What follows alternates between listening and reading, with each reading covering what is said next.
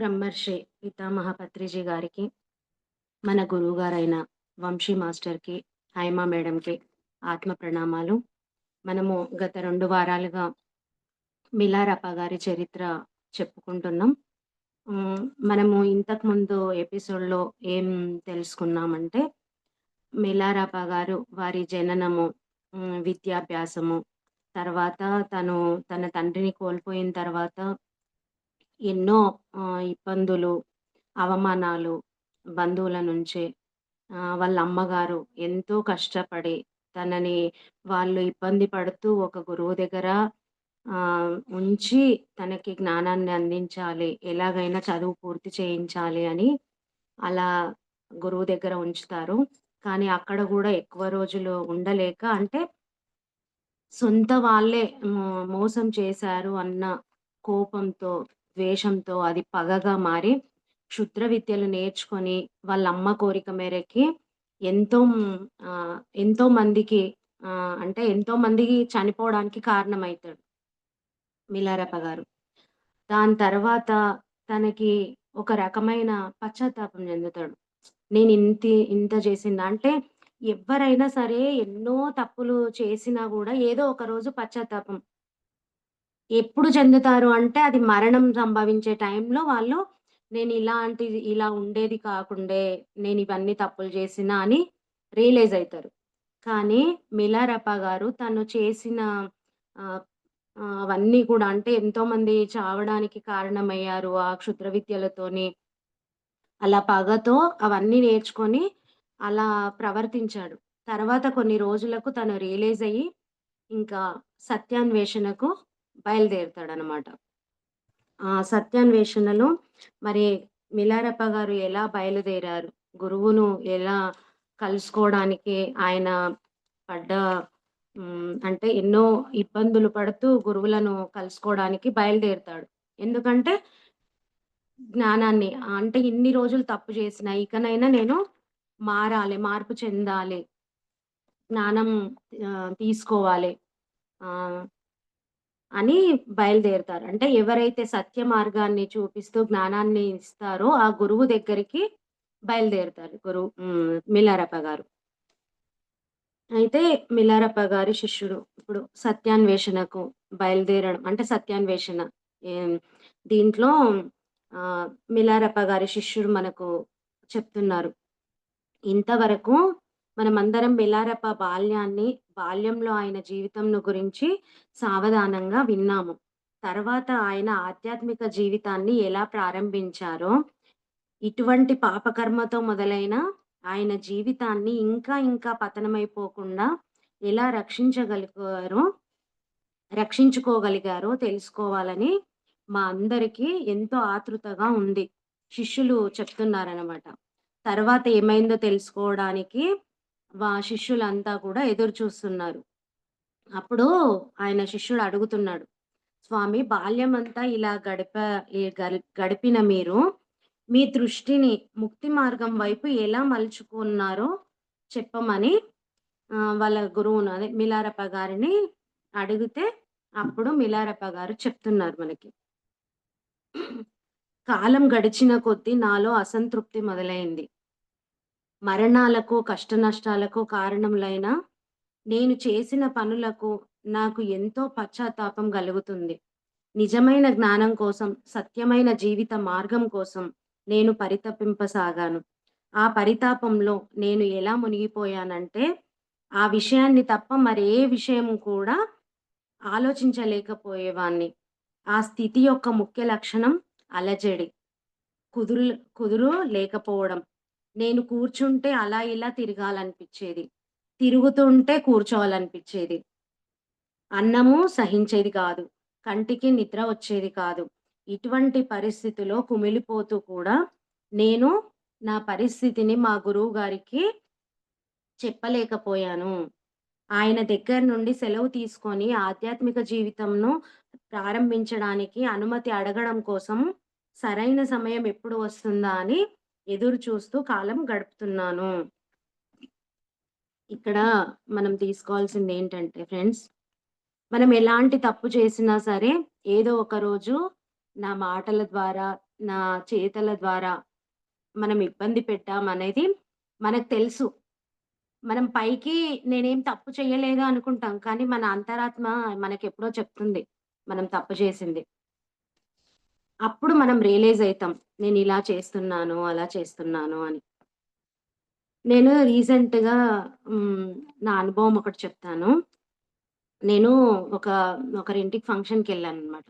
భోజనానికి వెళ్ళేసి వచ్చాను. ఇంటికొచ్చిన తర్వాత మనం మాట్లాడుకుంటాం గదా! మామూలుగా వాళ్ళక్కడ అలా జేసిర్రు, ఇలా జేసిర్రు, అలా ఉన్నారు, అసలట్లుంటారా అని ఏవేవో మాట్లాడుకుంటాం.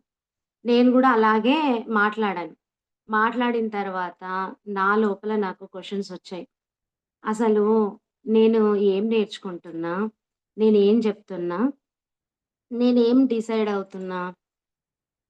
ఒకరింటికి వెళ్ళినప్పుడు వాళ్ళకి నచ్చినట్టు వాళ్ళుంటారు. మనమేమి ఇబ్బంది పడలే గదా! మనల్నేమి ఇబ్బంది పెట్టలే వాళ్ళు. మరి వాళ్ళ గురించి మనమెందుకు మాట్లాడుకోవాలి? వాళ్ళకి నచ్చినట్టు వాళ్ళింట్లో, వాళ్ళకి నచ్చినట్టు, వాళ్ళకిష్టమున్నట్టు వాళ్ళుంటారు. నువ్వెందుకు నువ్వెందుకు అట్లా అంటున్నావు? నువ్వేం నేర్చుకుంటున్నావు? అసలు మనం నేర్చుకుంటూ ఉన్నప్పుడు మనకు వంశీ సార్ గాని, పత్రి సార్ గాని చెప్తారు. ఎవ్వరిని జడ్జ్ చెయ్యొద్దు. ఎవ్వరి విషయాల్లో మనం తల దూర్చొద్దు. ఎవరిని కామెంట్ జెయ్యొద్దు అని. మరి ఇవన్నీ నేర్చుకుంటూ నువ్వు ఏం మాట్లాడుతున్నావు? అని నాది నాకు క్వెషనొచ్చింది. అప్పుడు ధ్యానంలో కూర్చొని నాకు నేను గైడ్ చేసుకుంటూ ఇలా ఉండొద్దు. అసలు ఎవరిని ఎందుకు జడ్జ్ చేయాలి? ఎవరిష్టం ఉన్నట్టు అంటే అందరికీ స్వేచ్ఛ ఉంది. ఎవరికి నచ్చినట్టు వాళ్ళుంటారు. నిన్ను ఇబ్బంది పెట్టిండ్రా అప్పుడు నువ్వు మాట్లాడొచ్చు. కానీ అసలు అక్కడ ఇబ్బందే పడనప్పుడు, ఏది అననప్పుడు నువ్వెందుకంత ఆలోచిస్తున్నావు? ఆ ఆలోచనతోనే టైమంతా వేస్ట్ చేసుకుంటున్నావు. మళ్ళీ ఒకరిని జడ్జ్ చేస్తున్నాం అని అప్పుడు బాగా రియలైజ్ అయ్యి ధ్యానంలో కూర్చొని నాకు నేను గైడ్ చేసుకున్నా. ఇలా ఉండొద్దు, ఇలా ఉండొద్దు అనేసి. అది. అంటే మనము మనం ఎప్పుడైతే ఆధ్యాత్మిక మార్గంలో వెళ్తామో, మన చిన్న తప్పు చేసినా గూడా అది మనది మనం ఒప్పుకోలేం. ఖచ్చితంగా మనం రియలైజ్ అయితాం. అది ఎవ్వరికీ చెప్పకున్నా సరే, మనం తక్కువైపోతామేమో అని ఒక్కొక్కసారి ఎవరికీ చెప్పము. కానీ అది మన అంతరాత్మకి తెలుసు.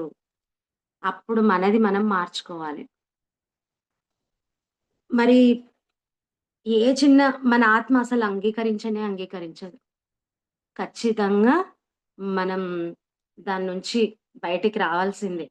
మనది మనం ఒప్పుకున్నప్పుడే అక్కడ మనకు మనశ్శాంతిగా ఉంటుంది. లేకపోతే మనశ్శాంతే ఉండదు. సేమ్ ఇప్పుడు మిల్లారప్ప గారు చెప్పారు గదా! ఏదో ఒకటి తప్పు చేసినప్పుడు ఒక అలజడి ఉంటుంది. అసలు కుదురుగా ఉండలేము.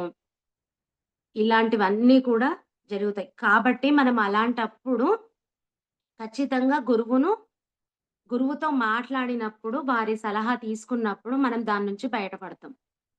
ఇప్పుడు చూడండి మనకు ఎన్ని రకాలుగా ఏ చిన్నదొచ్చినా, బాధొచ్చినా ఏం జేస్తాము? ఇప్పుడు వంశీ సార్ అంటే మనకు ఎప్పుడూ అవైలబుల్ ఉండరు. మనం హైమ మేడంకి మాట్లాడదాం. ఒక్కసారి మేడంతోని మాట్లాడామనుకో, ఆ బాధంతా పోతుంది. అప్పుడు మనం కొన్ని సార్లు తప్పుగా ఆలోచించినా, దాన్ని తీసుకున్నా, అవన్నీ మేడం మనకు గైడ్ చేస్తారు. అప్పుడు మనం దాని నుంచి బయటపడతాం. కాబట్టి మనం ఎటువంటి పరిస్థితిలో మనకేదన్నా ఒకటి ఇబ్బందిగా ఉండి మన లోపల ఒక అలజడి ఉంది. ఒక తప్పు చేసినా, లేకపోతే ఎదుటి వాళ్ళన్నప్పుడు ఏదన్నా బాధ ఉన్నా ఖచ్చితంగా మనము గురువుతో మాట్లాడాలి. మాట్లాడినప్పుడే దాని నుంచి బయటికొస్తాం. ఇప్పుడు మిల్లారెప్ప గారు తన లోపలున్నది చెప్పలేకపోతుండ్రు ఆ గురువుకి. తన లోపల తాను ఉన్నందుకు అక్కడ ఎంతో అలజడి. అసలు తను కుదురుగా ఉండలేకపోతుండు. కాబట్టి మనం ఎప్పుడు కూడా అలా ఉండొద్దు. ఖచ్చితంగా మనకి ఎటువంటి సమస్య వచ్చినా, ఏ దాని గురించి సలహా తీసుకోవాలన్నా, మనం మేడంతోని మాట్లాడామనుకోండి, ఖచ్చితంగా దాని నుంచి బయటపడతాం. అక్కడ నువ్వు తప్పుగా ఆలోచిస్తున్నా గూడా మేడం మనకు గైడ్ చేస్తారు. ఇది ఫ్రెండ్స్. ఇక్కడ మనం అందుకే ఎవ్వరైనా సరే, ఎప్పుడైనా సరే, ఇప్పుడు మనం గూడా ఒకరికి కౌన్సెలింగ్ ఇచ్చినప్పుడు, గైడ్ చేస్తున్నప్పుడు, వాళ్ళు ఏ పరిస్థితుల్లో ఉన్నా, ఎప్పుడు మాట్లాడాలనిపించిన వాళ్ళను వాళ్ళకి చెప్తాం. మీరు మాట్లాడండి. మీరు మాట్లాడారనుకోండి మా వాళ్ళకెంతో రిలీఫ్ అవుతుంది. ఎంతో హ్యాపీగా ఫీల్ అయితారు. కాబట్టి మనం ఎప్పుడు కూడా మన కోసం ఎవరైనా వచ్చి మనల్ని అడిగి సజెషన్స్ అడిగినా, చేసినా ఖచ్చితంగా వాళ్ళకి టైం ఇవ్వాలి. వాళ్ళు దాని నుంచి బయటపడే అవకాశాన్ని యూనివర్స్ మనకు కూడా అందిచ్చింది. ఒక గురువు ప్లేస్‌లో ఉంచి మనకందించింది. కాబట్టి ఎప్పుడు కూడా హ్మ్. ఎవ్వరు కాల్ చేసినా సరే నేను ఖచ్చితంగా వాళ్ళకు రిప్లై ఇస్తా. ఒకవేళ బిజీ ఉన్నా సరే మళ్ళీ మాట్లాడతా అని చెప్తా. వాళ్ళకి వాయిస్ మెసేజ్ పెడతా. కానీ మనమెప్పుడు ఇలాంటి స్థితిలో ఇలాంటి అవకాశం మనకున్నందుకు మనం ఎంతో హ్యాపీగా ఫీల్ అవ్వాలి. ఎందుకంటే వాళ్ళని ఆ బాధ నుంచి బయటకి తెస్తున్నాం. అలాగే మనం కూడా మన గురువు దగ్గర అలాంటి హ్యాపీనెస్‌ని పొందుతున్నాం. నెక్స్ట్ మిలారెపా గారు అలా ఇబ్బంది పడుతుండ్రు గురువుకు చెప్పలేక. అంతటి అంధకారంలోనూ ఒకరోజు వెలుగు రేఖలు కనిపించాయి. మా గురువుగారు తమ బాల్య స్నేహితుడొకాయనకు జబ్బుగా ఉన్నదని కబురొస్తే చూడ్డానికి వెళ్లారు. ఆయన చేతిలోనే ప్రాణాలు వదిలాడు. తిరిగి వచ్చినప్పటి నుండి ఆయన ఎంతో విచారంతోనూ, నిర్లిప్తతతోనూ ఉండడం చూసి ధైర్యం చేసి అంటే ఆయన ఎంతో బాధపడుతూ తన లోపల తను బాధపడుతూ ఉంటే ధైర్యం చేసి మిలారెప్ప గారు వాళ్ళ గురువుగారిని అడిగారు. "ఎందుకు మీరిలా ఉన్నారు?" అనేసి అడిగారనమాట. అప్పుడు గురువు ఇలా చెప్తున్నారు. "జీవితము ఎంతో క్షణికమైంది. క్రితం రాత్రి నా స్నేహితుడు మరణించడంతో నాకు దుఃఖం కలిగింది. ఈ ప్రపంచము ఎంతటి దుఃఖమయం. నా జీవితమంతా క్షుద్ర విద్యాభ్యాసంతోనూ, వాటి ప్రదర్శనతోనూ గడిపి, చావులకు, కలహాలకు నిలయమైన ఈ లోకానికి ఇంకా దుఃఖాన్ని తోడు చేసిన వాడినయ్యాను. నా శిష్యుడవైన నీవు కూడా నా అడుగుజాడల్లోనే నడిచి కొండంత పాపమును నెత్తిన నీవు వేసుకున్నావు. చేసిన పనులకు నేను బాధ్యుడను. కనుక ఆ పాపం కూడా నాకు తోడయింది. ఇప్పటికైనా జీవితాన్ని సత్యాన్వేషణలో గడపాలి. ఇక్కడే ఉండి నా పిల్లల బాధ్యత, విద్యార్థుల బాధ్యత స్వీకరిస్తే నేను వెళ్ళిపోతాను. లేకపోతే నువ్వే వెళ్లి నిజమైన మతాన్ని అభ్యసించి నిన్ను నువ్వు రక్షించుకో. నన్ను రక్షించు. నువ్వు యువకుడివి. శరీర దారుఢ్యము, నిగ్రహము గల వాడివి. వెళ్ళు. కపటపు లేని సాధకుడివిగా ఉండు అని అంటున్నారు. అంతకంటే నాకు కావాల్సిందేముంది? ఆయన దగ్గర నుండి వెళ్ళిపోవడానికి అనుమతించమని కోరిన వెంటనే ఆయన అనుమతించారు. అంటే అప్పటికే మిలారెప్ప గారు ఎప్పుడు గురువు తన దగ్గర నుండి సెలవు ఇస్తారో అని ఎదురు చూస్తుండు. అంటే ఆయన సత్యాన్వేషణకు వెళ్ళాలి. నేను సత్య మార్గంలో వెళ్ళాలి. ఇప్పటివరకు చేసినవన్నీ గూడా తప్పులే అని తెలుసుకొని రియలైజ్ అయ్యి వెళ్ళిపోవాలనుకుంటాడు. కానీ గురువు అనుమతి రాలేదని వెయిట్ చేస్తుండు.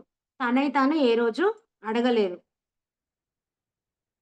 అయితే గురువు అనుమతి ఇచ్చిన తర్వాత ఆ గురువు పంపిస్తాడు. ఇంకా ఇన్ని రోజులు నువ్వు చేసిన నే నేను నీకు విద్యలు నేర్పాను. ఇలాంటి విద్యలన్నీ నేర్పాను.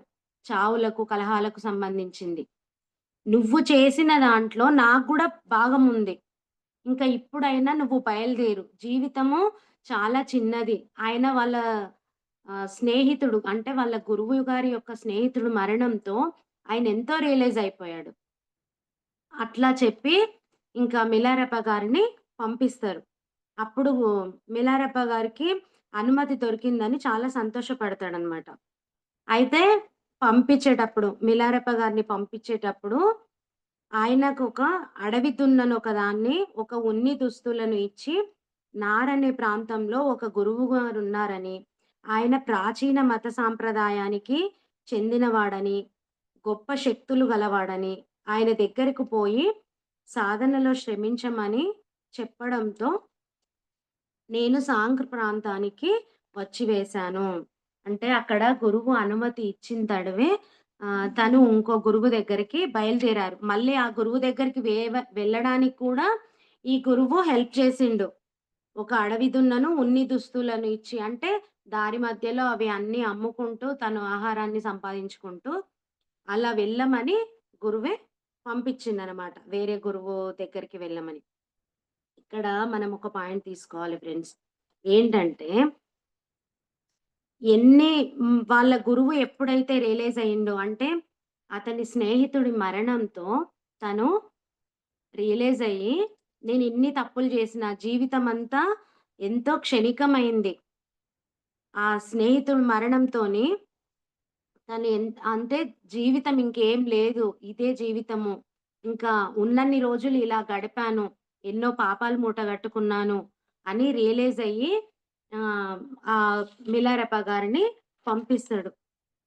అయితే ఇక్కడ మనకు ఈ బుక్కు 'టిబెట్ యోగి మిలారెపా చరిత్ర' ఈ బుక్కు రాసింది ఎక్కిరాల భరద్వాజ గారు. ఇతననమాట.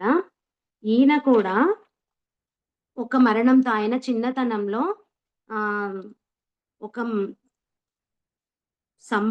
అంటే ఆయన చిన్నతనంలో ఒక సంభవించిన దుర్ఘటన కారణంగా ఈయన జీవము, దైవము, మరణము, కాలము మొదలైన అంశాలపై వారికి ఎన్నో ప్రశ్నలొచ్చినాయి. అంటే ఒకరు చనిపోయినప్పుడే కదా! ఏంటి జీవితము? ఇలా ఉంది. ఇంకింతేనా జీవితము? అని ఇట్లాంటి క్వెషన్స్ ఎన్నో ఒస్తాయి. అలాంటప్పుడు ఆయనకొచ్చిన క్వెషన్స్ అన్నీ కూడా 6 సంవత్సరాలు ఆయన ఈ సుదీర్ఘమైన సత్యాన్వేషణలో 6 సంవత్సరాలు గడిచి చివరలకు అన్ని ప్రశ్నలకు ఆయనకు సమాధానం వెతుక్కొని ఆధ్యాత్మిక స్థితిని పొందారంట ఈ ఎక్కిరాల భరద్వాజ గారు. అంటే ప్రతి ఒక్కరికి కూడా ఒక రోజొస్తుంది. ఇప్పుడు మన గ్రూప్‌లో గాని, ఇప్పుడు సార్ దగ్గరకొచ్చే చాలా మంది 99% ఏదో ఒక బాధతో, ఒకరి మరణంతో మన గ్రూప్‌లో గూడా ఉన్నారు గదా! కొడుకు మరణంతోనో, కూతురు మరణంతో, భర్త మరణంతో ఇలా వారి యొక్క మరణంతో వాళ్ళు ఎంతో డిప్రెషన్‌లకు లోనై ఇంకా ఇంకా ఏమి ఉండదు జీవితము అన్న స్థితిలో మనకు సార్ అందించే జ్ఞానాన్ని పట్టుకొని వాళ్ళందరూ కూడా ఈ ఆధ్యాత్మిక మార్గంలోకి వచ్చారు. అంటే ప్రతి ఒక్కరికి గూడా ఒక టైమొస్తుంది. అది ఎప్పుడు అనేది ఎవ్వరం చెప్పలేం. అంటే బాధలుంటేనే ఆధ్యాత్మిక మార్గంలోకొస్తారా అంటే అలాంటిదేమీ ఉండదు. కానీ కొంతమంది విషయంలో వాళ్ళు అలా డిప్రెషన్‌లోకి పోయి దాని నుంచి బయట పడలేక మనకు సారు యూట్యూబ్‌లలో చూసి, సారు చెప్పే జ్ఞానాన్ని చూసి, వాళ్ళు కళల ద్వారా వాళ్ళతో మాట్లాడొచ్చు, చెయ్యొచ్చు అని అలా దీంట్లోకి వచ్చి అవన్నీ బాధల నుంచి బయటికి వచ్చిండ్రు. మనందరికీ తెలుసు గదా! ఆ విషయము. అంటే మనము మారిపోవడానికి ఒక్క క్షణం చాలు. మనం ఎలాంటి పరిస్థితులున్నా సరే, అది ఎటువంటి వారైనా సరే, ఒక్క క్షణం చాలు. వాళ్ళు రియలైజ్ అయ్యి వాళ్ళ లోపల మార్పు రావడానికి. మనకి అది ఇక్కడ బాగా అర్థమైపోతుంది. ఇంకా మిలారెప గారు ఇంకో గురువు దగ్గరికి సాంగ్ అనే ప్రాంతంలో ఇంకో గురువు దగ్గరికి వచ్చారు. అంటే అక్కడికి బయలుదేరాడు. మనకు చెప్తున్నారనమాట. నేను అక్కడకు వెళ్ళిన సమయానికి ఆ గురువు గారు ఊర్లో లేరు. నేను ఆయన భార్యను, విద్యార్థులను కలుసుకున్నాను. ఎవరైనా నన్ను ఆ గురువుగారి దగ్గరికి చేయిస్తే వారికి కొంత పైకం ఇస్తానని చెప్పి ఎలాగో ఆ గురువుగారి దగ్గరికి చేరుకున్నాను. దున్నను, ఉన్ని దుస్తులను ఆయనకు కానుకగా ఇచ్చాను. నేను ఎంతటి దుర్మార్గుడినో ఆయనకు వివరించి, పడమటి కొండ ప్రాంతం నుండి తంత్రవేత్త అయిన నా గురువు పంపగా వచ్చానని, భ్రాంతిమయమైన ఈ ప్రపంచంలో పుట్టుక చావుల నుండి నాకు విముక్తి దొరకనివ్వమని, సత్యాన్ని అన్వేషించడానికి వచ్చానని, నాకు తగిన ఉపదేశము ఇవ్వమని అర్థించాడు. నా కానుకలు ఆయన అందుకొని నాకిలా చెప్పారు. నా ఉపదేశ మార్గాన్ని ఇప్పుడు గురువు చెప్తుండనమాట. ఏ గురువు దగ్గరికి మిల్లారెప్ప గారు పోయారో, ఈయన దగ్గర ఉన్న ఉన్ని దుస్తులు, ఆ అడవి దున్నను ఆయనకు కానుకగా ఇచ్చిన తర్వాత, ఆ గురువు మిల్లారెప్ప గారికి చెప్తున్నారు ఈ విధంగా. నా ఉపదేశ మార్గాన్ని గొప్ప పరిపూర్ణత అంటారు. వేర్లు, కాండము, కొమ్మలు అంటే ప్రారంభంలోనూ, మధ్యలోనూ, అంతంలోనూ పరిపూర్ణత గలది. నా మార్గము పరిపూర్ణమవ్వడం వలన ఉపదేశం పొందిన వారిని, ఇచ్చిన వారిని కూడా రక్షిస్తుంది. ఈ ఉపదేశ ఫలమే జ్ఞానము. ఎవరైనా ఈ మార్గంలో ఒకరోజు ధ్యానంలో ఉంటే చాలు. అతనికి విముక్తి లభిస్తుంది. ఆధ్యాత్మికంగాను, మానసికంగాను అభివృద్ధి ఉన్న వారికి ఈ ఉపదేశము చెవులో పడగానే ఏ ధ్యానము చేయనవసరం లేకుండానే ముక్తి లభిస్తుంది. అది ఎంతో పై స్థితిలో ఉన్నవారికే దానిని నీకు ఉపదేశిస్తాను అని ఆ గురువు చెప్తుండనమాట. ఎప్పుడో ఒకరోజు చూచి ఆయన నాకా ఉపదేశం ఇచ్చారు. అంటే ఏదో ఒక రోజు టైమొస్తుంది గదా! గురువు ఉపదేశం ఇవ్వడానికి. దుష్టమైన ఆ మానసిక స్థితిలో ఆ మాట నా తలకెక్కింది. ఇదివరకు నేను సాధించిన దుష్ట మంత్రాలు సిద్ధించడానికి 1, 2 వారాలైనా పట్టింది. కానీ ఇప్పుడు ఒక రాత్రిలో ముక్తినిచ్చే ఉపదేశము నాకు లభించింది. అక్కడ మిలారప్ప గారు అనుకుంటున్నారు. నేను క్షుద్ర విద్యలు నేర్చుకోవడానికి 2, 3 వారాలైనా పట్టేది నాకు సాధన చేస్తే. కానీ ఇప్పుడు ఒక రాత్రిలోనే నాకు ముక్తినిచ్చే ఉపదేశం నాకు లభిస్తుంది అని ఆయన ఎంతో సంతోషపడుతుండ్రు. అందులో మా గురువు పరిపాకం చెందినవారు. అంటే అందులో బాగా ఆరితేరినారని. ఈ ఉపదేశం వినడంతోనే ముక్తి పొందగలరని చెప్పడంతో నాకు గర్వం పెరిగి నేను ధ్యానం చేయడానికి కానీ తీవ్రంగా సాధన చేయడానికి గాని ఆసక్తి చూపలేదు. మనకేం జేయకుండానే అన్నీ వస్తున్నాయంటే ఎందుకు కష్టపడతాం మనం? కష్టపడం గదా! అలాగే మిలారప్ప గారు నేను ఏ సాధన చేయకుండా నాకు ఒక రాత్రిలో నాకు ఆయనిచ్చే ఉపదేశం వల్ల విముక్తి లభిస్తుందని ఎంతో గర్వమొచ్చేసిందాయనకి. ఏ దాని మీద ఆసక్తి చూపలేదు సాధన జేయడానికి. కొద్ది రోజులు గడిచాక ఆ గురువుగారు నాకొక చక్కని సలహా ఇచ్చారు. తోపగా అంటే శ్రావ్యమైన కంఠమని. మిలారప్ప గారు పేరు తోపగ. వాళ్ళ తండ్రి గారు పెట్టింది. ఆ తోపగ మీనింగ్ శ్రావ్యమైన కంఠం. మనం ఫస్ట్‌లో చెప్పుకున్నాం గదా! తోపగా నువ్వెంతో దుశ్చరితుడివి అని నువ్వు చెప్పిన మాటలు సత్యాలు. మిలారప్ప గారు అన్నీ చెప్పారు గదా! గురువుకు వచ్చినప్పుడు. నేను కూడా నా గురుపదేశం గురించి లేని గొప్పలు చెప్పిన మాట కూడా నిజమే. ఆయన ఉపదేశం గురించి గూడా చాలా చెప్పారు గదా! కానీ అవన్నీ కూడా ఆహ్, గొప్పలు చెప్పుకున్నానని చెప్తున్నాడు. ఏమైనప్పటికీ నువ్వు నా శక్తికి మించిన వాడవు. నిన్ను మార్చడం నా వల్ల కాదని నాకనిపిస్తుంది. గోధుమ లోయలో ఒక గురువుగారున్నారు. ఆయన భారతదేశపు గొప్ప యోగి అయిన నరోప గారి శిష్యుడు. ఆయనను అనువాదకులు మార్ప అంటారు. మీ ఇద్దరికీ పూర్వజన్మల నుంచి సంబంధం ఉంది. నువ్వు ఆయన దగ్గరికి వెళ్ళు. మార్ప అనువాదకులు అన్న శబ్దాలు నా చెవుల వినబడగానే నా శరీరమంతా పులకించిపోయింది. నా నాడులన్నీ ఒక్కసారి వింతగా చైతన్యవంతలయ్యాయి. ఆయనే నా నిజమైన గురువని నాకు వెంటనే తోచింది. ఇక నేను ఒక్క క్షణం కూడా ఆలస్యం చేయకుండా నాకు గల కొద్దిపాటి పుస్తకాలను, ప్రయాణానికి అవసరమైన ఆహారాన్ని తీసుకొని బయలుదేరాను. నా గురువును నేనెప్పుడు కలుసుకుంటాను అన్నదే నా మెదడును మండిస్తున్న ఒకే ఒక ఆలోచన. ఇక్కడ మనం నేర్చుకోవాల్సిన పాయింట్ ఏంటి అంటే, మనం ఎప్పుడైతే మనస, వాచ, కర్మన మనం చేసిన తప్పులు ఒప్పుకుంటామో అప్పుడు గురువుకు అర్థమయ్యి, మనకు కావాల్సిన జ్ఞానాన్ని అందిస్తారు. ఇక్కడ మిలారప్ప గారు గురువుగారి ఆయన దగ్గరికి రాంగానే ఆయనకు కానుకలిచ్చేసి చెప్తున్నాడు. నేనెంతటి దుర్మార్గుడినో చెప్పేసాడు. నేనింత పాపాలు చేశాను, ఇవన్నీ చేశానని చెప్పేసాడు. అలా తప్పులు చెప్పినప్పుడు ఆ గురువుకు అర్థమైపోతది గదా! తను ఎలాంటి స్థితిలో ఉన్నాడని. అలా అంటే మనం ఎప్పుడైతే మనస, వాచ, కర్మన హ్మ్. మనం చేసిన తప్పులు ఒప్పుకుంటామో, మనకవసరమైన జ్ఞానం మనకు గురువు ద్వారా అందుతుంది. నెక్స్ట్ ఇంకోటేంటి, ఇక్కడ ధ్యాన సాధన చెయ్యకుండానే గురువు అందించే ఉపదేశంతో ముక్తి లభిస్తుందని మిలారెప్ప గారికి గర్వం పెరుగుతుంది. గర్వమొచ్చేస్తుంది. అంటే ఎవ్వరికైనా సరే కష్టం లేకుండా ఒకటి వస్తుంది అంటే ఎవరికైనా వస్తుందా గర్వం. అంటే ఇంక నాకేమి అన్న గర్వం వచ్చేస్తుంది. కనుక ఎప్పుడు కూడా అలా ఉండకూడదు.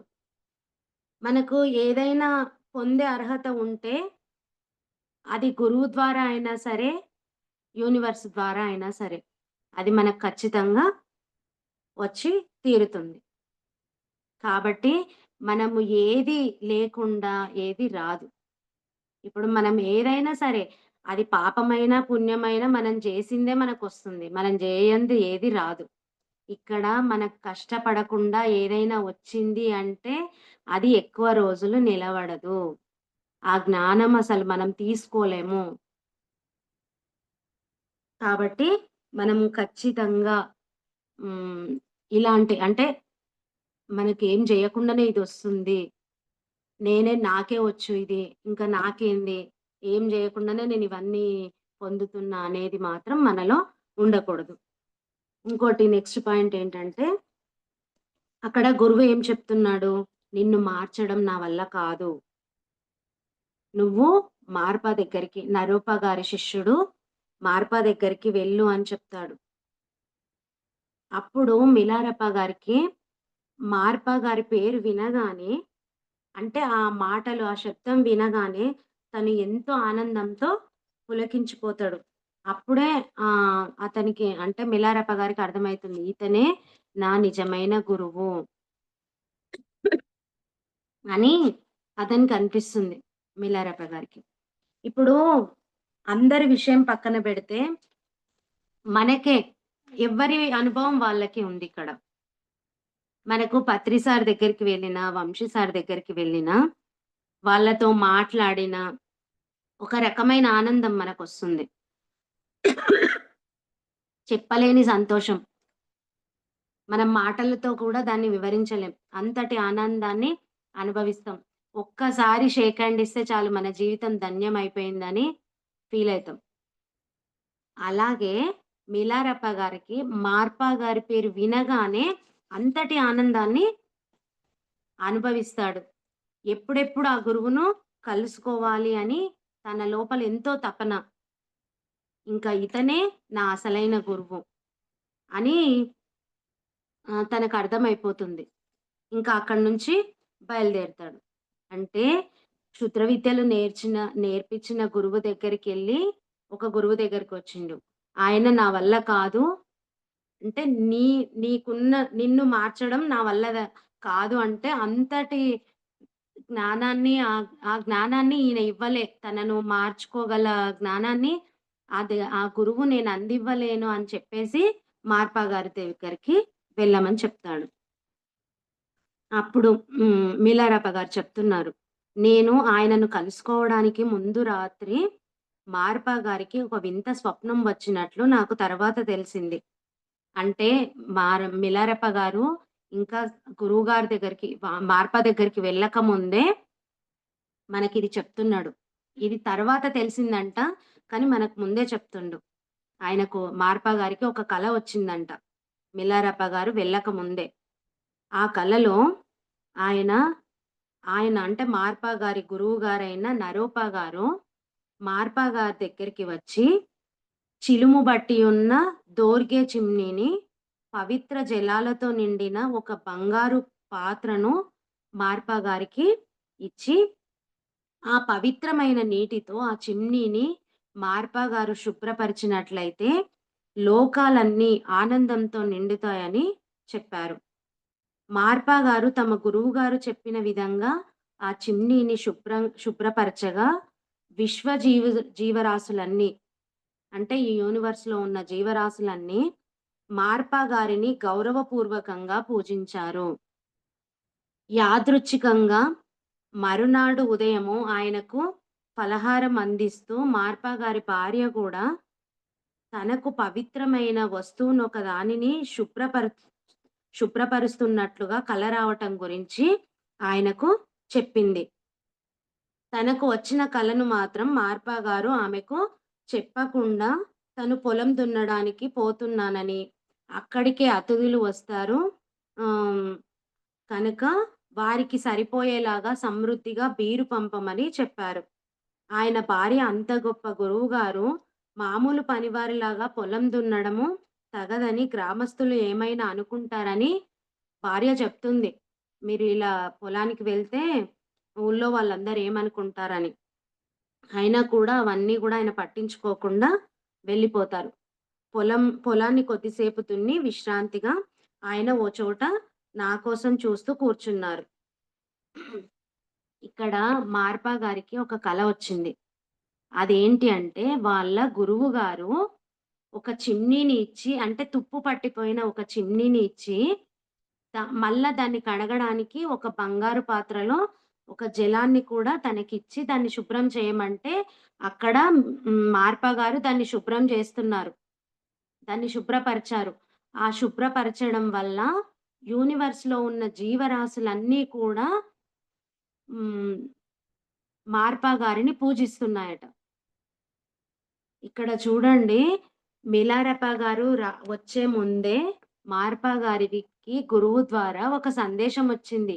అంటే మిలారెపా గారు ఒక తుప్పు పట్టిన చిమ్నీ అంటే తను ఎంతో హ్మ్. మంచిగా చేయాలి గదా! ఒక తుప్పు పట్టిన దాన్ని తోమాలంటే మనకెంత టైం పడుతుంది క్లీన్ జేయాలంటే.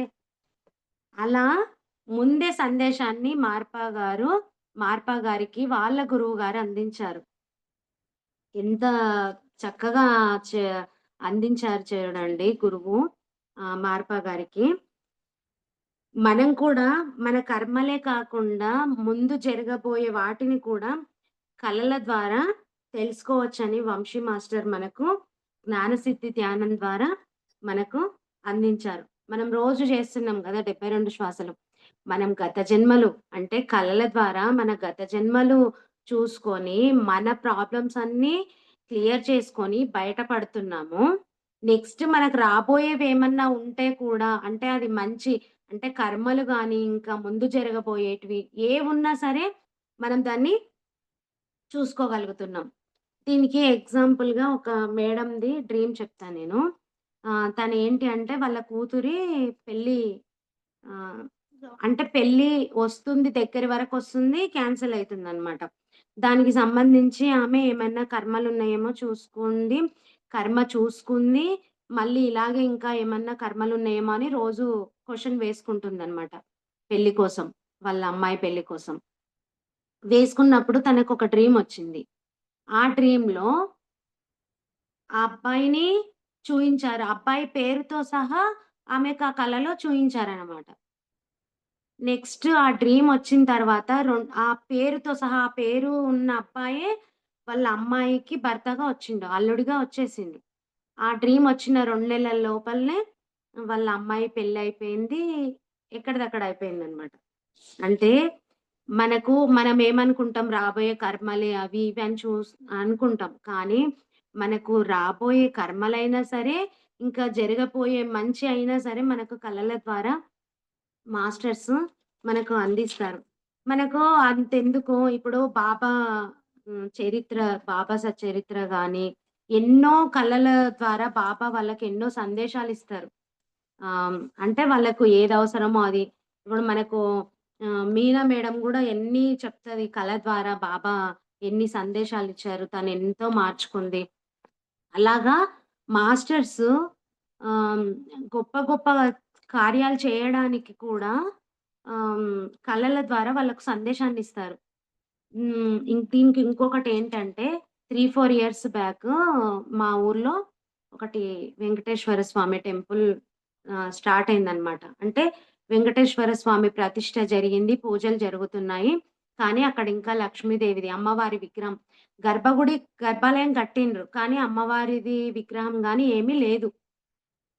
అది వెంకటేశ్వర స్వామిది ప్రతిష్ఠ అయిన తర్వాత మరి 1 ఇయర్‌కో, 1 ఇయర్ లోపలే మళ్ళీ అమ్మవారిది ప్రతిష్ఠ జేసిండ్రు. తెలిసిన వాళ్ళే అన్నమాట. అయితే మాకు చెప్పిందనమాట. ఇట్లా ప్రతిష్ఠ ఉంది, పూజలున్నాయి రండి అని చెప్పిందనమాట. చెప్తే మేము మాట్లాడాము. ఆయన ఏం జెప్పాడంటే, అమ్మవారు కలలో వచ్చి లక్ష్మీదేవి తననక్కడ ప్రతిష్ఠ చేయించమని అడిగిందంట. చెప్పిందంట. నన్నక్కడ ప్రతిష్ఠ చేయించని. చెప్పినందుకు ఆయన 50,00,000 ఖర్చు పెట్టి ఆ విగ్రహానికి, అక్కడ పూజ అన్నిటికి కూడా ఆయన ఖర్చు పెట్టి అవన్నీ కూడా చేయించారు. అంటే మాస్టర్సు ఏవి కార్యాలు జరగాలన్నా కూడా ఖచ్చితంగా కళల ద్వారా ఆ సందేశాన్ని ఎవరికి అర్హత ఉందో వాళ్ళకందిస్తారు. అర్హత లేనిది ఇప్పుడు బాబా మందిరం కట్టే ముందు కూడా బాబా దగ్గర వాళ్ళకి ఆ కళ ద్వారానే బాబా మందిరం జరిగింది. అలాగే ఎన్నో కార్యాలు మాస్టర్స్ కళల ద్వారా అది అందిస్తారు. అంటే ఆ అర్హత ఉన్న వాళ్ళకే అది అందిస్తారు. అలాంటి అర్హత మనందరికీ ఉందంటే అది మనకు వంశీ సార్ అందించిన జ్ఞానం వల్లే. కళల ద్వారా ఎంతో జ్ఞానాన్ని పొందే అవకాశాన్ని కల్పించినందుకు వంశీ మాస్టర్‌కి వేల వేల కృతజ్ఞతలు తెలియజేసుకుంటున్నాను ఈ సందర్భంగా. ఎందుకంటే మనము అందరూ ఒప్పుకోరండి. కర్మలు నేను చేశాను అని అందరూ ఒప్పుకోలేరు. ధ్యానం చేసేవాళ్ళైనా సరే ఒప్పుకోలేరు. ఎందుకంటే వాళ్ళు నేనిది చేశానా ఇప్పుడు చూడండి మనము కొంతమందికి కౌన్సెలింగ్ ఇచ్చేటప్పుడు ఆహ్, మె వాళ్ళొక కల చెప్తారు. చెప్పినప్పుడు మేడం మీరు గత జన్మలో ఇది చేశారు. ఈ కళ ద్వారా మీకు ఇది చూపిచ్చారు మాస్టర్స్ అంటే కొంతమంది అసలు ఒప్పుకోరు. ఒప్పుకోరు అంటే నేనలాంటి దాన్ని కాదు. నేనిలా చెయ్యను. నేను చాలా మంచిదాన్ని. నేనెవ్వరికీ హాని జేయను. అని ఇలా చెప్పుకొస్తారు. కానీ 99% మనము ఏ కర్మను ఒప్పుకోలేని స్థితిలో ఉంటే మాస్టర్స్ ఏ కళను గూడా మన కర్మను చూయించారు. ఈ సందేశం గూడా మాస్టర్స్ కళల ద్వారానే అందించిండ్రు. ఎందుకంటే కొంతమందికసలు ఏ కర్మలు చూయించరు. ఎందుకు చూయించరు అంటే వాళ్ళు ఆ స్థితిలో చూస్తే తట్టుకోలేని స్థితిలో కూడా ఉంటే మాస్టర్స్ చూయించరు. కాబట్టి మనమెప్పుడైతే మన వాస్తవానికి మనమే కారణమని ఎప్పుడైతే మనం గట్టిగా నమ్ముతామో, అప్పుడు మనకేదవసరమో అది ఏది నేర్చుకోవాలే, దాని నుంచి ఎలా బయటపడాలి అన్నీ మాస్టర్స్ మనకు కళల ద్వారా సందేశాలను అందిస్తారు. అందుకోసం ఖచ్చితంగా మీకు కర్మధ్యానం అవసరమైతే కర్మధ్యానం, లేదంటే 72 శ్వాసలు ఖచ్చితంగా చేయండి మాస్టర్స్. ఇది మాత్రం వదిలిపెట్టొద్దు. మీ కలలు రాకున్నా సరే రోజు చేయండి. ఎప్పుడు అవసరమో అప్పుడు మనకు మాస్టర్స్ చూయిస్తారు. ఇంకా అక్కడ మార్పా గారికి కల వచ్చిన తర్వాత అదే రోజు వాళ్ళ భార్యకు గూడా వచ్చింది. తను గూడా అది చెప్పింది. కానీ మార్పా గారికి వచ్చిన కల గురించి తానెప్పుడు గూడా ఆమెకు చెప్పలేదంట. ఇంకా అక్కడ తను పొలాన్ని దున్ని విశ్రాంతి తీసుకుంటున్నారు మార్పా గారు. నెక్స్ట్ మిల్లారప్ప గారు చెప్తున్నారు. ఈ లోపల నేను వస్తూ రోడ్డు మీద తారసపడిన అంటే రోడ్డు మీద కలిసిన వ్యక్తులందరినీ కూడా మార్ప అనువాదకుడు ఉండేది ఎక్కడ అని ఆయన గొప్ప యోగిగా పేరు పొందారని, వారుండేదెక్కడ అని అడుగుతూ వస్తూ ఉంటే, ఆయన సంగతి తెలిసిన వారెవరు నాకు తారసపడలేదు. అంటే మార్పా గురించి తెలిసిన వాళ్ళెవ్వరు కూడా ఆయన ఎదుట పడలేదు. చివరకు ఎవరో మార్పా గారి గురించి విన్న ఒకాయన మాత్రం నాకు దొరికాడు. కానీ మార్పా గారికున్న బిరుదావళి మాత్రం ఆయనకు బొత్తిగా తెలియదు. అందుచేత అతనిని గోధుమ లోయ ఏ దిక్కున ఉన్నదో చెప్పమని కోరాను.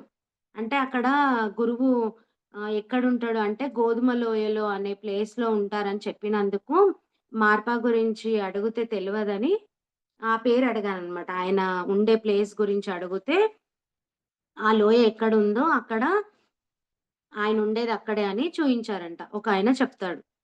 అక్కడే ఉండే మార్పా గారిని ఇంకా ఏమైనా పేర్లతో పిలుస్తారా అని అడిగితే, అతను ఆయనను లామా మార్పా అని కూడా పిలుస్తారని, చెప్పగానే ఆ పేరు చెప్పగానే ఇంకా నేను నా గమ్యం దగ్గర పడిందని అనుకున్నాను. అతను చూపించిన దిక్కుగా నడుస్తూ తోవలో మార్పా గారి గురించి అడిగాను. మళ్ళీ వెళ్తూ ఉన్నప్పుడు గూడా మళ్ళీ అడుగుతున్నాడు. కానీ సరైన సమాధానం ఎవరి నుండి పొందలేకపోయాను. ఆఖరికి ఖరీదైన దుస్తులు ధరించిన అందమైన యువకుడిని నేను కలుసుకొని మార్పా గారి గురించి అడిగాను. అతను ఇలా చెప్పాడు. ఓహ్! అయితే అతను అంటున్నాడు అడిగితే, "ఓహ్! నువ్వడిగేది మా నాన్నగారి గురించే అయి ఉండాలి. ఆయన అప్పుడప్పుడు ఇంట్లో గల సమస్తాన్ని తీసుకొని భారతదేశానికి వెళ్లి అక్కడి నుండి కాగితపు దస్తాలు తీసుకొని వస్తూ ఉంటారు. ఆయన కోసమే నువ్వు వెతుకుతున్నావనుకుంటాను. ఎప్పుడు లేనిది ఆయన ఇవాళ పొలం దున్నడానికి వెళ్లారు" అని చెప్తాడనమాట. అయితే ఆయనేం జెప్తుండు వాళ్ళ కొడుకేనంట. తనకెదురైంది. మిలారెప్ప గారికెదురైంది వాళ్ళ కొడుకే. ఏం జెప్తుండంటే, ఆయన అప్పుడప్పుడు అన్ని వస్తువులు తీసుకొని భారతదేశానికి వెళ్లి అంటే ఇక్కడ టిబెట్ యోగి ఇతను. మిలారెప్ప గారు టిబెట్ యోగి. అంటే అక్కడ చె మార్పా గారు గూడా అక్కడి వారే అనుకుంటా. అయితే భారతదేశానికి వెళ్లి ఇంకేవేవో కాగితపు దస్తాలు తెచ్చుకుంటుండే. అంటే ఇక్కడ భారతదేశంలోనే ఎంతో జ్ఞానం ఉంది. ఎన్నో వేదాలు, ఉపనిషత్తులు ఇలాంటివన్నీ కూడా. అంటే అక్కడ వాళ్ళ అబ్బాయి చెప్తున్న దాంతో చూస్తే ఆ జ్ఞానాన్ని ఇక్కడికెళ్ళి తీసుకొని వెళ్లారు. అంటే తనకెప్పుడు అవసరమున్నా భారతదేశానికొచ్చి వెళ్ళేవారు అని చెప్తున్నాడు. అయితే ఏ రోజు లేనిది ఈ రోజు ఆయన పొలం దున్నడానికి వెళ్లారు అని వాళ్ళ అబ్బాయి చెప్తుండు. అతను చెప్పిన విషయమంతా గొప్ప అనువాదకులైన మార్పా గారికి సరిగ్గా చెప్పినట్లు తోచింది. కానీ ఎప్పుడూ లేనిది ఇవాళ ఆయన సేద్యానికి వెళ్లారనేది నమ్మశక్యం కాలేదు. అయినా అతను చూపించిన పొలాల దిక్కుగా బయలుదేరాను. అంటే ఆ అబ్బాయి చెప్పిండు పొలానికి వెళ్ళాడని. కానీ ఈయనకు నమ్మకం కలగలేదంట. ఆ అబ్బాయి చూపించిన విధంగా ఆయన ఉన్న పొలాల దిక్కు వెళ్ళాడు. అక్కడ పొలాలలో కూర్చొని ఉన్న ఆకారాన్ని చూడగానే నా హృదయం ఒక్కసారిగా పొంగి, ఆయన పేరు మొదటిసారిగా విన్నప్పుడు కలిగిన అనుభూతి మరలా కలిగి, నేను పారవశ్యంలో మునిగిపోయాను. అక్కడ మార్పా గారిని చూసిందడవే ఆయన పేరు విన్నప్పుడు ఎంత ఆనందాన్ని పొందారో, ఆయనను చూసినప్పుడు గూడా అంతే ఆనందాన్ని అక్కడ అనుభూతి చెందారంట మిలారెప్ప గారు. అయినా నన్ను నేను నిగ్రహించుకొని అంటే అలాంటి ఆనందాన్ని ఏది కూడా వ్యక్తం చేయకుండా నిగ్రహించుకొని ఎంతో గౌరవం చూపిస్తూ భారతదేశ ప్రసిద్ధ యోగి నరోపా గారి శిష్యుడైన అంటే మార్పా గారి గురువు భారతదేశపు యొక్క ప్రసిద్ధ యోగి. శిష్యుడైన అనువాదకుడు మార్పా ఉండేది ఎక్కడ అని అడిగాను. అంటే మార్పా దగ్గరికి వెళ్లి మార్పా నరోపా గారి శిష్యుడు మార్పా ఎక్కడ అని మార్పా గారిని అడిగారు. ఆయన నఖశిఖ పర్యంతం నన్ను ఒక్కసారిగా పరీక్షగా చూచి, "నువ్వు ఎక్కడి నుండొస్తున్నావు? నీకేం కావాలి?" అని అడిగారు. ఇంతకు ముందు గురువుగారికి చెప్పిన విధంగా అంటే మిలారప్ప గారు ఇంతకుముందు గురువుకు చెప్పారు కదా! ఆయన చేసిన పాపాలు అవన్నీ చెప్పేసాడు గదా! అలాగే ఈయన కూడా అన్నీ చెప్పేసి నేను పశ్చిమ కనుమల నుండి వచ్చానని, నేను కొంత పాపాత్ముడిని కానీ గొప్ప జ్ఞానిగా పేరు పొందిన మార్పా గురించి విని, ఆయన వద్ద సత్యమైన మార్గాన్ని అభ్యసించి ముక్తి పొందాలని వచ్చానని చెప్పాడు. ఇవన్నీ గూడా మార్పా గారికి చెప్తున్నారు మిలారప్ప గారు. అప్పుడు మార్పా గారంటున్నారు, "చాలా మంచిది. నువ్వు నా కోసం ఈ పొలాన్ని దున్ని పెడితే, మార్పా గారిని నేను నీకు పరిచయం చేస్తాను" అని ఆయనన్నారు. ఆయన మార్పా అని చెప్పలేదు. "నువ్వు నా కోసం ఈ పొలాన్ని దున్ని పెడితే, మార్పాను నీకు పరిచయం చేస్తా" అని చెప్తుండు. తర్వాత ఆయన తాగడానికి బీరు ఇచ్చి అంటే వాళ్ళు తాగే పానీయాన్నిచ్చి పొలం దున్నే పనిలో మిలారెప్ప గారు మిలారెప్ప గారికి వదిలి వెళ్లారనమాట. అది తాగిన తర్వాత ఆయన పొలం దున్నేయడానికి వెళ్లారు. అక్కడి నుంచి మార్పా గారు వెళ్ళిపోయారు. ఈయన అది తాగి పొలమంతా దున్ని అక్కడ హ్మ్. ఆగిపోయారు. అంటే ఆ పని అంతా పూర్తి చేసి కూర్చున్నారు. తర్వాత ఒక పిల్లవాడొచ్చి అతని వెంట ఒక ఇంటిలోకి తీసుకువెళ్ళాడు. అక్కడ ఒక లామా గారు పరిశుద్ధుడై మెత్తని ఆసనం మీద కూర్చొని ఉన్నారు. ముక్కు మీద, కనుబొమ్మల మీద మాత్రం ఇంకా మట్టి అంటిన గుర్తులున్నాయి. అంటే ఆల్రెడీ పొలం దగ్గర మార్పా గారిని చూసారు గదా! కానీ మార్పా గారని తెలియదు. ఇక్కడికొచ్చి చూసిన తర్వాత ఆ అబ్బాయి ఒక చిన్న పిల్లవాడు వెంట తీసుకొనొచ్చిన తర్వాత అక్కడికి వెళ్తే ఆ గదిలో అక్కడ చూసిన వ్యక్తే ఉన్నడు. ఆయనకు గల గుండ్రని బొజ్జ, ఆయన కూర్చోగానే ముందుకు తీసుకొచ్చి అంటే ఆయన గురించి ఆయనెలా ఉన్నాడని మనకు వివరిస్తున్నారు. ఆ గదంతా కలియజూసి అక్కడ ఇంకా ఎవరు లేకపోవడంతో అంటే ఆ చుట్టూ చూసారు. ఆ రూమ్‌లో ఆయనొక్కరే ఉన్నారు. అప్పుడు ఈయన నిర్ధారణ జేసుకుండు. పొలంలో కనిపించిన వ్యక్తి ఇతనే అని. వెంటనే ఆయన నాతో ఇలా అన్నారు. "నేనెవరో నీకు తెలియకపోవచ్చు. నేనే మార్పాను. కనుక నువ్విప్పుడు నమస్కరించుకోవచ్చు" అనగానే నా నుదిటిని ఆయన పాదాలకు తాకిస్తూ సాష్టాంగ నమస్కారం చేసుకొని, నా గురించి చెప్పాల్సిందంతా కూడా చెప్పి నాకు ఉపదేశం ఇవ్వమని, ఉపదేశం పొందే వరకు ఆశ్రయాన్ని కూడా ఇవ్వమని ప్రార్థించాను. ఆయన నేను చేసిన చెడ్డ పనుల వివరాలు అడిగారు. కానీ వాటి గురించి ఆయన అంతగా పట్టించుకోలేదు. నేను నా శరీరాన్ని, మనస్సును ఆయనకర్పించినప్పుడు ఆయన అంగీకరించినట్లే కనిపించారు. కానీ ఉపదేశమును కానీ, ఆశ్రయాన్ని కానీ ఏదన్నా ఒకటే ఇస్తా. నేను 2 ఇవ్వనని, రెండింటిలో ఏది కావాలో తేల్చుకోమని అడిగారు. దానికి సమాధానంగా స్వామి నేను ముక్తి కోరి మీ దగ్గరికి వచ్చాను. ఇది మిలారెప్ప గారు చెప్తున్నారు. స్వామి నేను ముక్తి కోరి మీ దగ్గరికి వచ్చాను. నన్నెలాగో నేను పోషించుకుంటాను అన్నాను. అప్పటికి నేనలా కుదుట పడ్డాను. నా దగ్గర ఉన్న విలువైన వస్తువులను తీసి పటం మీద ఉంచడంతో ఈయన దగ్గరున్న వస్తువులన్నీ గూడా ఆయన దగ్గరున్న పీఠం మీద ఉంచబోతుండగా, వాటి మీద గల బొమ్మల్ని చూసి అవి క్షుద్ర విద్యలకు సంబంధించినవని తలచి నన్ను వారిస్తూ అంటే ఇవన్నీ క్షుద్ర విద్యలకు సంబంధించిన బుక్స్. ఇవన్నీ ఇక్కడ పెట్టొద్దు అని గట్టిగా చెప్పారంట. ఇక్కడి నుంచి ఇవన్నీ తీసేయని. పవిత్రమైన నా పుస్తకాలను, పూజా వస్తువులను ఈ పుస్తకాల స్పర్శతో అపవిత్రము చెయ్యకు అన్నారు. అంటే ఇవన్నీ క్షుద్ర విద్యలకు సంబంధించిన బుక్స్ గదా! మరి ఈయననేమో ఆధ్యాత్మిక మార్గంలో ఆధ్యాత్మిక జ్ఞానాన్ని బోధించే పుస్తకాలు ఆ పీఠం మీద అంటే అక్కడున్న ఆ పీఠం మీద పెట్టొద్దని గట్టిగా చెప్పారు. దీంతో నువ్వు అపవిత్రం చెయ్యొద్దు అని. అందుచేత ఆ పుస్తకాలన్నీ కూడా ఆయనకున్న చిన్న గాదెలోనే అంటే ఆ పెట్టెలోనే పెట్టుకున్నారు. నా గురువు భార్య నాకన్నం పెట్టి నన్ను చక్కగా సంరక్షిస్తూ వచ్చింది. ఇక్కడ మనం తీసుకోవాల్సింది అంటే, ఇప్పుడు మిలారెప్ప గారు సత్యాన్వేషణకై బయలుదేరి ఎన్నో అవమానాలు అంటే అవమానాలు గాదు. ఎన్నో అడ్డంకులు. అవమానాలు కాదు ఇక్కడ. అడ్డంకులు. తను వాళ్ళ బంధువుల దగ్గర ఎన్నో అవమానాలు పొంది ఎంతో కోపము, ద్వేషము పెంచుకొని మనం నేర్చుకున్నాం. అంటే అంత కోపం. అక్కడ మనం ఏం నేర్చుకున్నామంటే ఎవ్వరి మీద గూడా అంత కోపాన్ని పెట్టుకోగూడదు. అది కోపము పెరిగి ద్వేషంగా మారి పగగా మారుతుంది. అవన్నీ దాటి రియలైజ్ అయ్యి హ్మ్.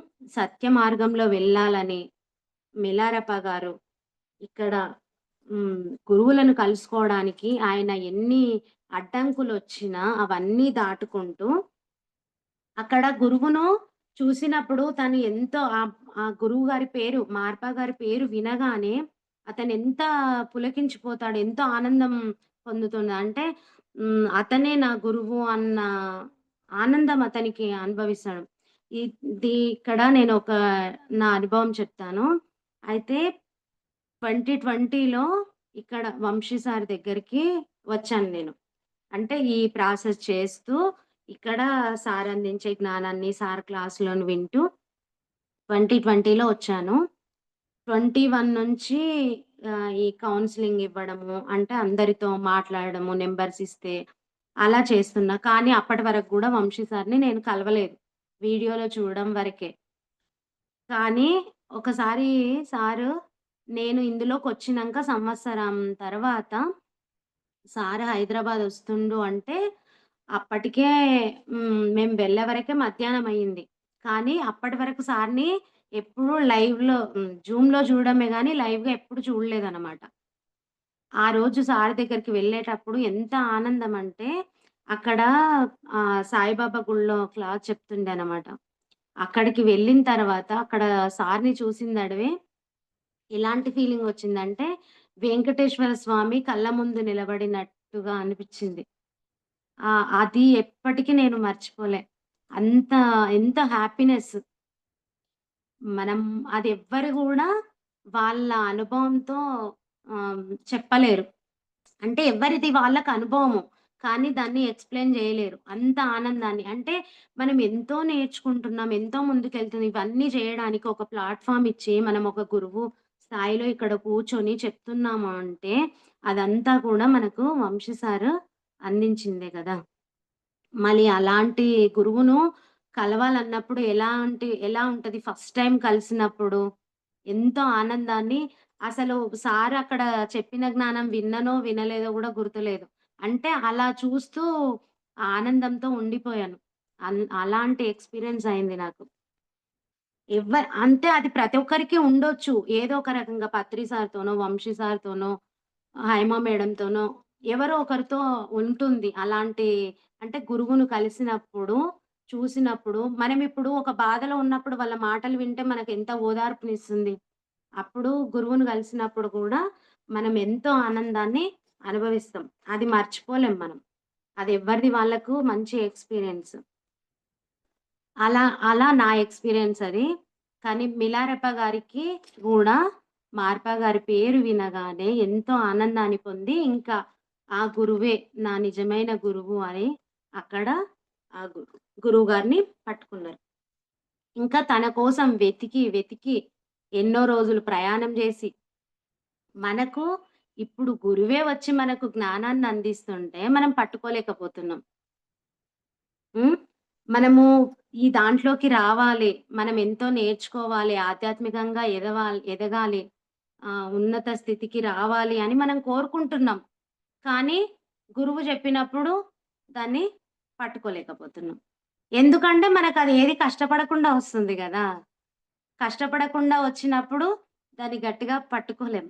కష్టపడినప్పుడు దాన్ని పట్టుకుంటాం. అంటే అప్పటి కాలంలో ఒక గురువు కావాలంటే, మనం ఆధ్యాత్మికంగా ముందుకెళ్ళాలంటే, ఎంతో ఉన్నత స్థితికి చేరుకోవాలంటే, గురువు కోసం వెతకాల్సొస్తుండే.